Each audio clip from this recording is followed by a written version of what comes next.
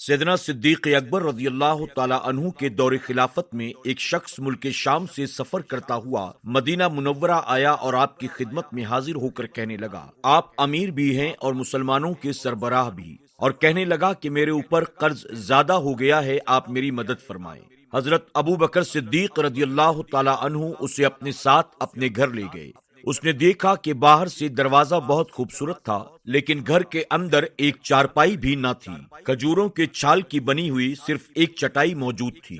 حضرت ابو بکر صدیق رضی اللہ تعالی عنہ نے مجھے اس چٹائی پر بٹھا لیا اور فرمایا، 3 دن سے میں نے اناج کا دانہ بھی نہیں کھایا، کھجور پر گزارا کر لیتا ہوں، آج کل میرے حالات کچھ ٹھیک نہیں ہیں۔ اب اس شخص نے کہا، میں بہت دور سے آیا ہوں۔ تو حضرت ابو بکر صدیق رضی اللہ تعالی عنہ نے فرمایا کہ تم سیدنا عثمان غنی رضی اللہ تعالی عنہ کے پاس جاؤ۔ وہ شخص حضرت عثمان غنی کے دروازے پر پہنچا اور دستک دی۔ اندر سے حضرت عثمان غنی رضی اللہ تعالی عنہ کی آواز آ رہی تھی۔ وہ اپنے بچوں کو اس بات پر ڈانٹ رہے تھے کہ تم دودھ میں شہد کم ملا کر پیا کرو، خرچہ کم کرو۔ وہ شخص کہنے لگا، حضرت ابو بکر صدیق رضی اللہ تعالی عنہ تو ان کی سخاوت کی تعریف کر رہے تھے، اور یہاں دودھ اور شہد کو لے کر لڑائی ہو رہی ہے، اور مجھے تو کئی ہزار دینار کی ضرورت ہے، کیا عثمان غنی مجھے دیں گے؟ ابھی میرے ذہن میں یہ بات چل ہی رہی تھی کہ دروازہ کھلا، میں نے سلام کیا اور انہوں نے جواب دیا۔ مجھے گھر کے اندر لے جایا گیا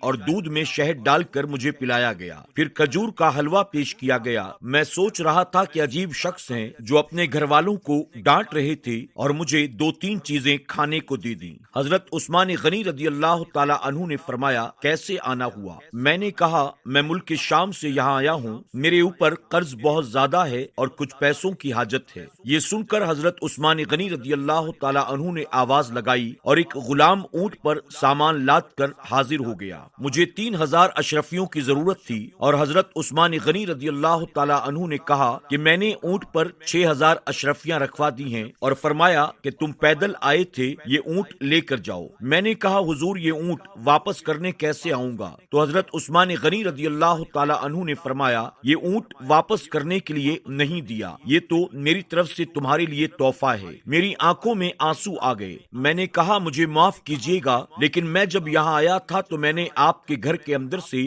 دودھ اور شہد کو لے کر آپ کو اپنے بچوں کو ڈانٹتے ہوئے سنا تھا۔ تو حضرت عثمان غنی رضی اللہ تعالی عنہ نے فرمایا، اللہ نے مجھے بہت دولت دی ہے، لیکن اس لیے نہیں کہ میری اولاد اس پر موج کرے، بلکہ یہ دولت میرے آقا صلی اللہ علیہ وسلم کے غلاموں کی مدد کرنے کے لیے ہے۔ میں وہاں سے اٹھا اور دروازے کی طرف آ گیا، اور میں نے سیدنا عثمان غنی رضی اللہ تعالی عنہ کا شکریہ ادا کیا۔ ابھی تک میں نے بتایا ہی نہیں تھا کہ مجھے حضرت ابو بکر صدیق نے بھیجا ہے۔ اتنے میں سیدنا عثمان غنی رضی اللہ تعالی عنہ نے خود ہی فرمایا، جاؤ جا کر شکریہ ادا کرو سیدنا صدیق اکبر رضی اللہ تعالی عنہ کا کہ جنہوں نے تمہیں میرے گھر کا راستہ بتا دیا۔